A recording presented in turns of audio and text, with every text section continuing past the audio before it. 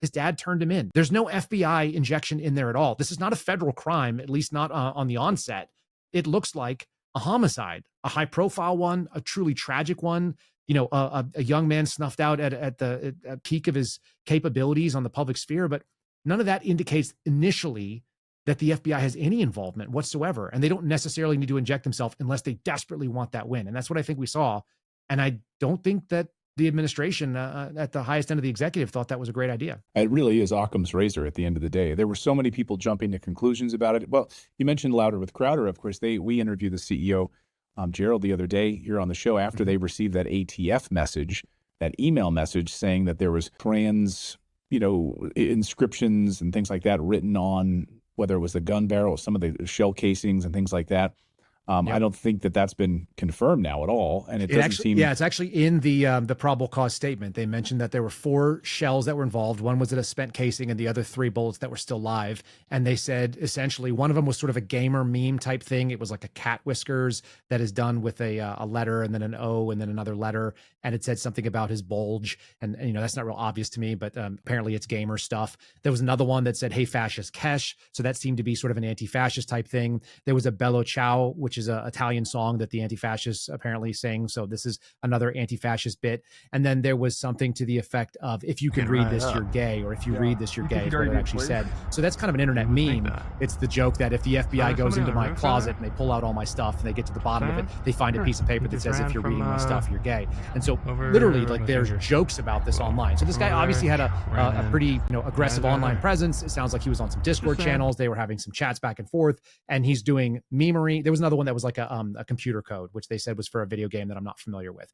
But those were all confirmed. Whether that means that it was transgender ideology, I can't say that. And from the people that I talked to in the analytical world, it doesn't seem like they were necessarily transgender specific. It does seem it was leaning more towards the Antifa and the anti-fascist type ideology, but that's an ideology. So there you got that. But at the end of the day, straight line. And in fact, when you go watch the video that was quote unquote released by the FBI, but it's a university security camera, what we saw was a guy crossing from left to right on the top of a building.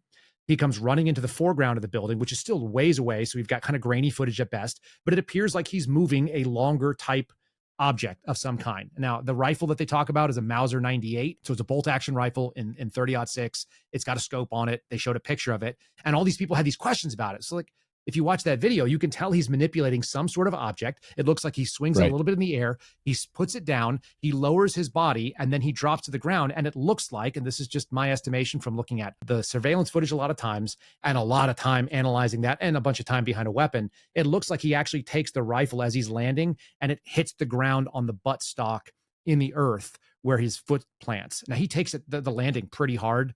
When you're in the military, they teach you how to do a thing called a parachute landing fall, where you kind of like tuck and roll. He landed and just kind of flexed it with his knees.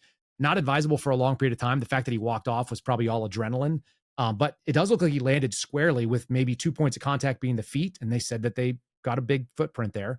But additionally, it looks like the rifle actually struck the ground pretty aggressively there too. If that's the case, the picture that everyone has seen that came from supposedly out in the woods where the rifle was supposedly ditched, it shows you something that I think I shared with you privately. It looks like the scope is recessed way further back than would be normal for anybody who's a serious shooter. And so, right. So can you explain that? So a lot of people saying, right, why is the scope on at this weird angle? Yeah. So the rifle is not a particularly expensive rifle. A Mauser 98, you can pick them up for $500 to $700 online right now. And I went and did a check real quick. You can find they're surplus, they're sporterized, they're imported, and so on. It may not be the most common caliber, but it's not super expensive to get these things. The scope itself looks like it might be maxing out at about a 12 power. So it's not a super high powered scope, but it's appropriate for the 200 to 400 yard shot. No problem. Most 30-06 is zeroed. If you look at the dope on the box, what they call the dope chart or the ballistics chart, it actually gives you this point as being 200 yards. So this is a 200 yard cartridge. It's an 800 yard cartridge if you really want to stretch it out.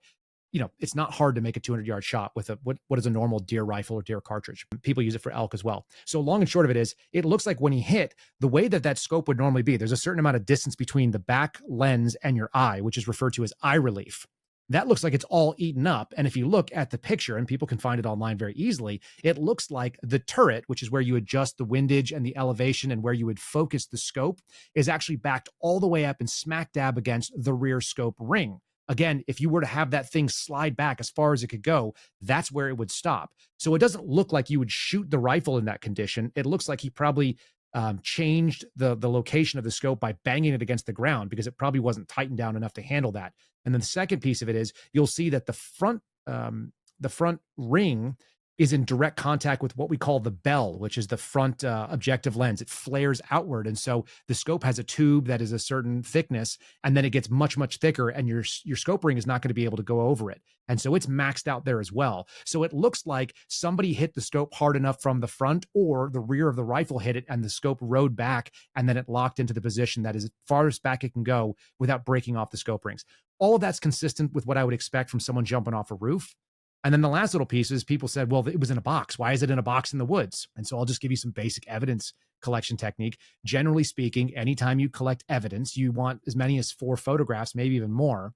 The first one is called an establishing shot. It shows the scene. So you're going to want to get the room that it's in. You're going to want to get a walking path and some sort of orientation for the viewer to see we're in the woods. Here's the path. Here's the big tree, blah, blah, blah, whatever it might be. And so you orient the shot. The second one will be a little bit closer, which gives you sort of a little bit more understanding of what was going on.